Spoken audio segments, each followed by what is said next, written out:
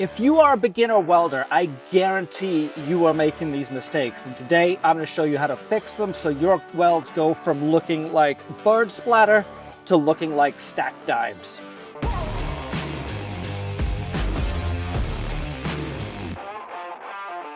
Five mistakes I guarantee you are making as a beginner welder. Today I'm going to explain those mistakes and show you how to correct them. First mistake.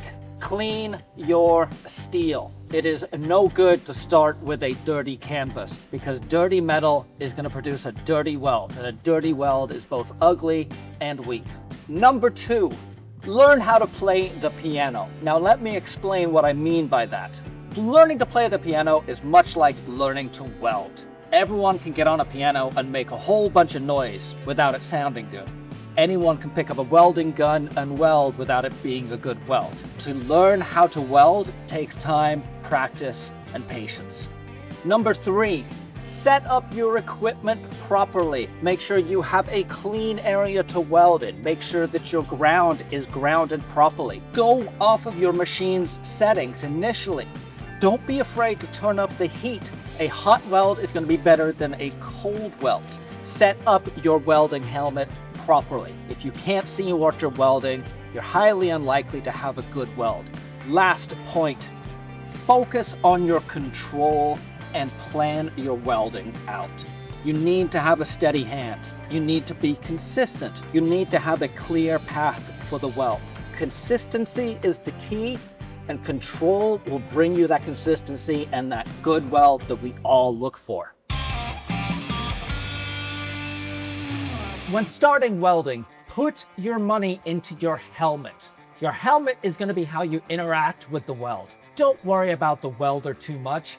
I have a Harbor Freight welder that I've used for going on 7 years now, and this has been an absolute workhorse for me. I've got $4,000 welders in other parts of the shop, but we still use this $800 welder on an almost daily basis. We're going to get this set up for basic 3/16 welding right now. I trust this machine, I trust its settings.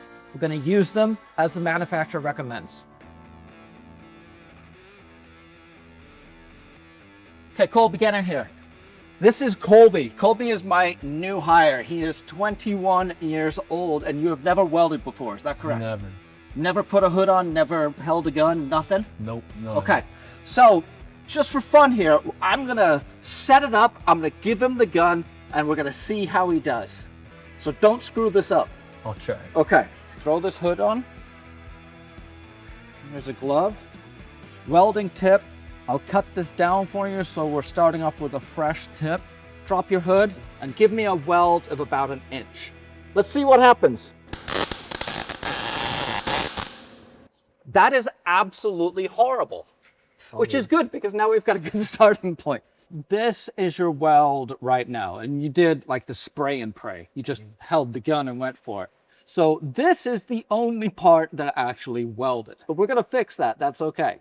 You have no control when you're welding with one hand. This hand is gonna be your rest, and you're gonna decide what works best for you, whether it's resting here, holding the gun, resting on your hand. Anything that comes out of this tip is gonna appear on this weld. So you have to be able to keep it in a close distance.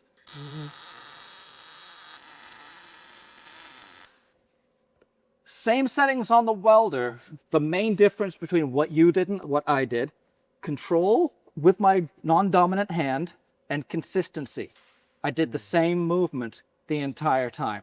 When welding, think that you are stitching your metal together. You're going to be melting the two pieces of metal and you're going to be introducing a filler metal. You have a couple different patterns to sew the metal together. I'm a big fan of using the overlapping ease. Pretend this is the tip of the gun, and you see how I'm just slowly overlapping them like that. The other one people use is what's called a drag and push. You drag the gun and then you push it back about halfway. Drag it, push it back, drag it, and push it back. So what comes out of this end of this gun is going to be like a glowing orb. Think of it like a red hot Q-tip. It'll look like the end of just a fuzzy ball. That fuzzy ball is what you're painting the weld with. Okay. So following that fuzzy ball and wiping the pieces of metal together is the objective. Okay. If you can't see the fuzzy ball, we'll stop and start over. Okay. Your angle needs to be not like this. You're not pushing, you're pulling the piece along. Some people do different techniques. This is what works best for me. And from teaching people, I've seen that this is generally the best approach. Okay. So you're going to start the arc. You're going to drag and push back halfway. Drag and push back halfway. Okay. Get the gun down on there. Okay. You missed the metal. Yeah. It's fine. You don't want too much stick out. This is where the electricity comes from. And so too much stick out, you're not going to be able to control it. I'm referring to how much wire is out at the end of the gun. Okay, now hold on and look at it. You've already done a better weld. You see it? Yeah.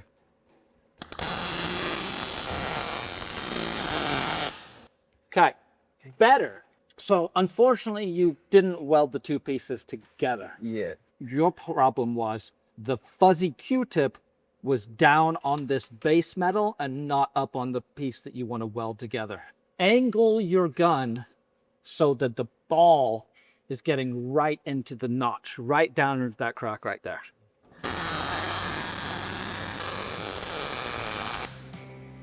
And we're done. Look at that weld.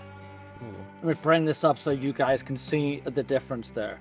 That is your third weld ever, and it's fantastic. You've got both pieces of metal in there. You've got good consistency. You've got good control. If you want to learn more and get my secret tips and techniques, check out my video.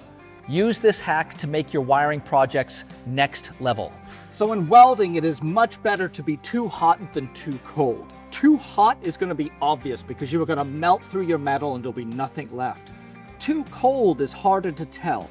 It will potentially look like a decent weld to the untrained eye, but more than likely it isn't a good penetrating weld and is not going to hold up under any stress. Let's do a cold weld.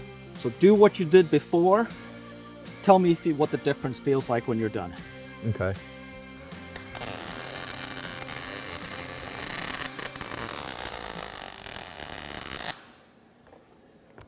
Do you see the difference? Yeah, it's much smaller. Wouldn't really penetrate. Yeah. We could probably actually break it right off.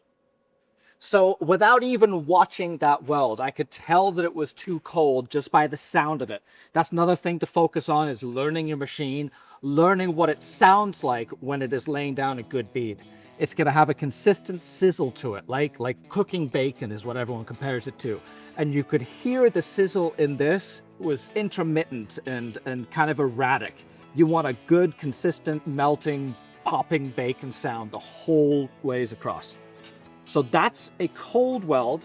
We showed that you've got buildup, lots of wire, lots of metal coming out, but not enough heat to melt anything. And so you're just laying metal on top of metal. You're not fusing the two pieces together. We're going to crank this up now, and I'm going to show you what too much heat looks like.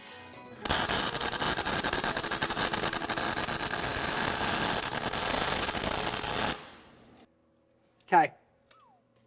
So now we've got a perfect example of what was too cold just snapped off.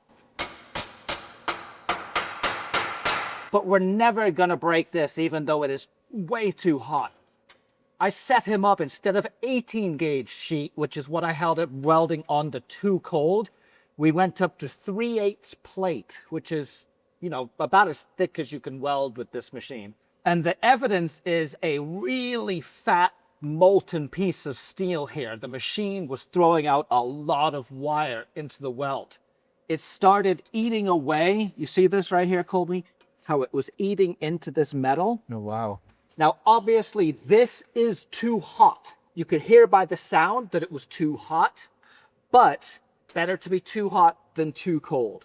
Too cold, it fell apart. Too hot, it's ugly. It's not the best weld, but it didn't immediately fall apart. I want you to be confident in welding, and part of the confidence is going to come from making mistakes. You learn way more from the mistakes you make than everything being perfect. And in this case, we're going to try different patterns. So when I'm talking about different styles of welding, I'm basically talking about how I'm moving the gun as I'm melting the pieces together. So if you have two edges like this, you want to lap your puddle up and down into the two pieces at the same time. I like to do that by drawing little E's over and over and over again.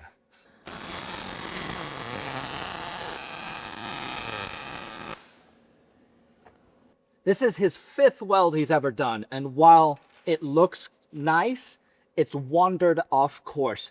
This is why I want you to have a good helmet. Can you see the green ball? Well. Can you see the metal itself, or is it all too dark? It's a little dark. Okay, let me see your helmet. We're gonna change some settings on the helmet because you need to not only be able to see the puddle, but you've got to see where the weld needs to go. And looking at this, I don't think he's able to see it. We've got the new settings in his helmet. We're gonna try a new practice run with the curly E's and see how it feels for you.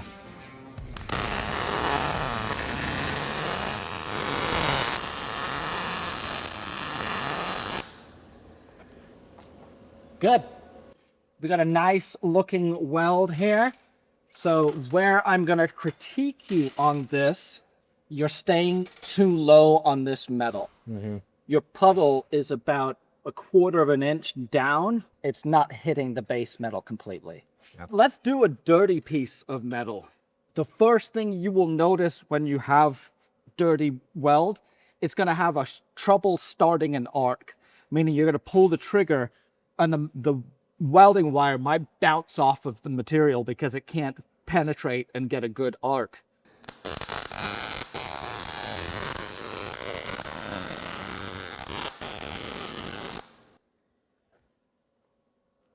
Not a terrible weld, but you see the differences in, you've got a little bit more spatter around it, and you've got these voids right here, which that might be technique, but it might also be the dirty metal. So we're gonna get rid of that. We're gonna go to some clean metal for you. We're gonna try a different type of weld here. This is something that people will experience.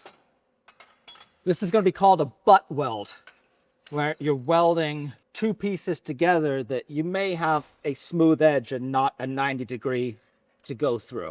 This is where the different techniques and practice is going to pay off, because what do you think is going to be a better technique out of the two that you've learned, the loops or the drag and push? Probably the drag and push. Yeah, because you don't have a hard 90-degree angle to work off of, and so doing a drag and push is probably going to be a better solution for this piece of metal.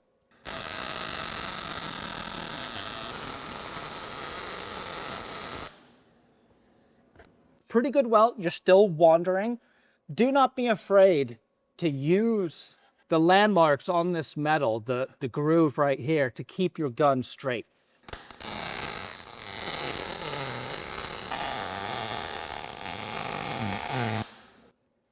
Looks better. You're still wandering a little bit, but it's starting to get a butt weld like this is always going to be more challenging just because you don't have the surface area to absorb the heat, which means that it's not going to hide how much metal you've got as effectively as a 90-degree will. Okay, so this is Colby's final weld of his lesson today. Dude, you've done a great job. You have come from your spray and pray method we did at the beginning to hopefully we're going to see him stacking dimes here.